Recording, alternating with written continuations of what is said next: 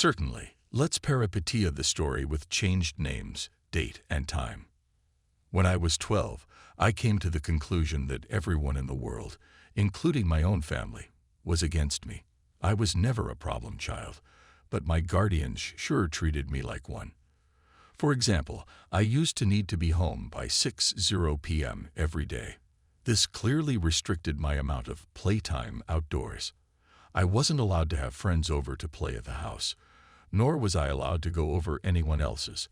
I had to finish homework directly after I came home from school, no matter how long it took. My guardians refused to buy me video games and forced me to read books and then write a book report on them to prove I actually read it. Now, even though those rules listed above were quite frustrating to me as a child, they aren't what upset me most. What really hurt me was the lack of compassion on behalf of my guardians. My guardian was a bitter woman who always made me feel guilty about accidents or mistakes I've made. My guardian only knew one emotion: frustration. The only time they spoke to me was when they scolded me for receiving poor test scores or disciplined me for misbehaving. But enough about them. Let's talk about my school's psychologist. For his own privacy, we will call him Dr. Parker. Like most junior high schools, a psychologist is always available on campus during school hours to assist any students in need of counseling, whether it is emotional, academic, social, behavioral, etc. To be honest, I have never seen any students talking with Dr. Parker. Every day, I would walk past his office on my way to the cafeteria and peek through his door's little window. He would always be alone in there, working on some paperwork. I guessed that most kids were too afraid to speak about their problems to an adult who was practically a stranger. For this reason, it took me 3 weeks to muster enough courage to go into his office. April 15th, 1995, was the day I decided to voice my troubles to Dr. Parker. During lunch break, I stood in front of his office door and knocked. Through the window, I could see him raise his head, smile, and motion for me to come in. I did. He greeted me by introducing himself and asking for my name. Dr. Parker was a very soft-spoken man who seemed to radiate kindness. In less than 30 minutes, I rambled to Dr. Parker about how mean my guardians were to me and how they didn't care about me at all. After a while, my voice began to quiver and I stopped speaking. The psychologist listened patiently to my whole spiel, arms folded and head nodding. I half expected him to begin talking about how everything I had just said was untrue and that my guardians loved me dearly and blah, blah, blah. But he didn't. Dr. Parker leaned towards me with a grin on his face and said, "You know, I'm the best school psychologist in the world. I promise we will fix this. I have my ways." He replied, "I'm a man of my word. I promise that within just 1 month, the relationship between you and your guardians will change for the better. Forever." After a brief pause, he continued, "Although I do need you to make me a promise. You have to promise me that you'll come back to my office after school tomorrow, and that you won't tell anyone that we had this conversation today. It'll be our little secret." I promised. The following day, I returned to Dr. Parker after school. It was around 400 p.m. when I entered his office. After a warm welcome, he asked me to have a seat in front of his desk once again. Upon sitting down, I watched Dr. Parker close the blinds of the door's tiny window. There he smiled. Now we have all the privacy we need. We began to talk about my likes and interests, my favorite subjects in school, my least favorite teachers, and things of the like. About an hour into the conversation, Dr. Parker offered me a soft drink. I gladly took the offer, considering my guardians never allowed me to drink soda. Dr. Parker reached over to his mini fridge and fidgeted around before setting down 2 open cans of soda on the desk. Afterwards, we continued to talk about what was going on in my life, but it wasn't long before I passed out from whatever drugs Dr. Parker placed in my drink. It took me a minute or so to adjust my blurred vision upon waking, and when it did, I had no idea what to think. I was handcuffed to a bed, and my mouth was sealed with duct tape. I immediately began to panic, squirming and tugging at the cuffs, but gave up soon after. My eyes widened in disbelief after looking around the room. There were posters of superheroes pinned up along the walls and photographs of famous athletes on shelves. In the middle of the room was an old television and Super Nintendo, various game cartridges stacked alongside it. I didn't know what to think. Here I am in a room filled with items most kids would die to play with. I would have probably cried from joy hadn't I been handcuffed to a bed frame. My stomach sank once again as the door opened and Dr. Parker walked inside. He sat down on the edge of the bed. "Now listen," he said. "Remember that I'm here to help you, and I would never hurt you." "Okay." Dr. Parker gently removed the tape from my mouth, and then the cuffs from my hands.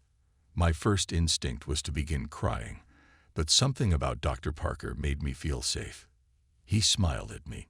"You're going to be staying here for a while," he continued, "and during this time, you're allowed to play with any toys in this room while I'm here at home. But when I leave the house, I'll need to cuff one of your hands back to the bed. You can still watch the television, but I want you to only watch the news channels when I'm away." I sat in silence, still trying to process the information he had given me. "So," Dr. Parker yipped, slapping me on the knee, "you go ahead and knock yourself out. I'll be back when it's time for dinner." He got up from the bed, walked across the room, and clicked the TV's power button before locking the door behind him. Several more minutes passed before I realized that Dr. Parker wasn't joking. All that was left for me to do was boot up the Nintendo and play Mario until nightfall. At about 700 p.m., Dr. Parker returned to the room carrying 2 plates of mashed potatoes and chicken strips. I finally gathered up the courage to ask him how long I'd be staying in this room. "Well, about a month," he replied. "Give or take a few weeks. I just have some work I need to do." The following morning, I awoke to Dr. Parker's hand patting my head. "Hey, bud, you don't have to wake up right now if you don't want, but I am going to need to put this back on," he whispered, clamping the cold steel handcuff onto my wrist. I gazed up at him. He was wearing a collared shirt and slacks, a coat draped over his shoulder, and a suitcase at his side. He looked just how he always did when I saw him around school. Before leaving, he placed the TV's remote next to me and told me to turn it on and watch the news. The first thing I saw upon turning it on was a breaking news segment. An important-looking police officer stood at a podium surrounded by people with microphones. I happened to begin viewing halfway through his speech. "A statewide Amber Alert has been issued as of this morning. We have several investigators working towards identifying potential abductors, but as of right now there is not much evidence. Faculty members state that the boy had been last seen around 4 or 5 in the evening on." I began to feel nauseous as a photograph of me appeared on the screen. It was my yearbook picture from last year. Captions for the photograph displayed my name and age, my school, and my town. Above my picture were alternating titles: FBI, BGIN's search for child and kidnappings, USPCT, unknown, and potential runaway. The live footage continued, and 2 figures I soon recognized as my mom and dad stepped up to the podium. Both appeared to have reddened eyes. Tears streamed down my mother's face as she took hold of a microphone. I'd never seen so much emotion come from my mother before as she wept on live television, stuttering on sentences such as, "Please return my baby back to me," and "I'm so sorry," and "Please come home to us." When my father took the microphone, I nearly expected his attitude to be stone cold, but he too had tears in his eyes. He pleaded to the world to bring his son home safely and lastly begged for my forgiveness. I know I haven't been the best father, but goddamn it do I wish I had been now. Please bring my boy back. I turned the power off shortly after. My emotions were mixed, for I had never once seen my father cry. I felt miserable that my parents were being put through so much, but at the same time, I felt relief. I now know how much Mom and Dad love me. One of the men bowed his head, while the one speaking shuffled through some papers. He continued, "Remains of a body have been found in a garbage bag beneath a highway overpass. The body appears to be that of a child, although not much of it is left. The body has been decapitated, and much has been burnt to ash and bone. The screen shifted over to a helicopter view of the freeway. Dozens of police cars gathered near the bottom of a tall overpass. The man's voice could still be heard. Nearly 4 weeks have passed, and Dr. Parker has been treating me with the utmost respect. He leaves me in the morning cuffed to the bed frame, but returns in the afternoon to eat lunch and dinner with me, talk, and play games. I never would have guessed how good Dr. Parker was at Monopoly and Scrabble. But one morning when Dr. Parker woke me before heading off to work, I noticed a stern look on his face. I also realized that it was 3 hours earlier than when he usually wakes me. Human remnants, and 2 staunch-looking men in suits stood aside one another and began speaking. "We are displeased to bring up such unfortunate news this morning regarding our missing child case from earlier this month." One of the men bowed his head while the one speaking shuffled through some papers. He continued, "Remains of a body have been found in a garbage bag beneath a highway overpass. The body appears to be that of a child, although not much of it is left. The body has been decapitated, and much has been burnt to ash and bone." The screen shifted over to a helicopter view of the freeway. Dozens of police cars gathered near the bottom of a tall overpass. The man's voice could still be heard. Within the bag, police found a junior high school identification card labeled as such.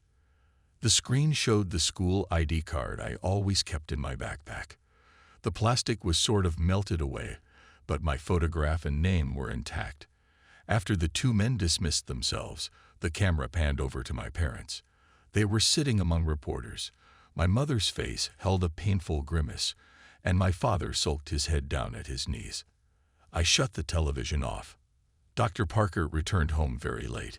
He hurried into the room, unlocked my cuffs, and placed a bottle of fizzing water into my hand. He placed his hands onto my shoulders and smiled. "I made you a promise, didn't I?" I nodded, tears squeezing their way out of my eyes. "You need to make me a promise again," he whispered. He told me that I needed to drink all the water in the bottle. It would help me sleep, and that from here on, I am never to tell anyone that I ever met him. I promised. "I told you I'm the best school psychologist in the world, didn't I?" And he was right. I awoke later that night to find myself lying in the middle of a park, stars shining brilliantly across the night sky. I recognized the park. It wasn't too far from my school. A mile or so down the road, I saw my house.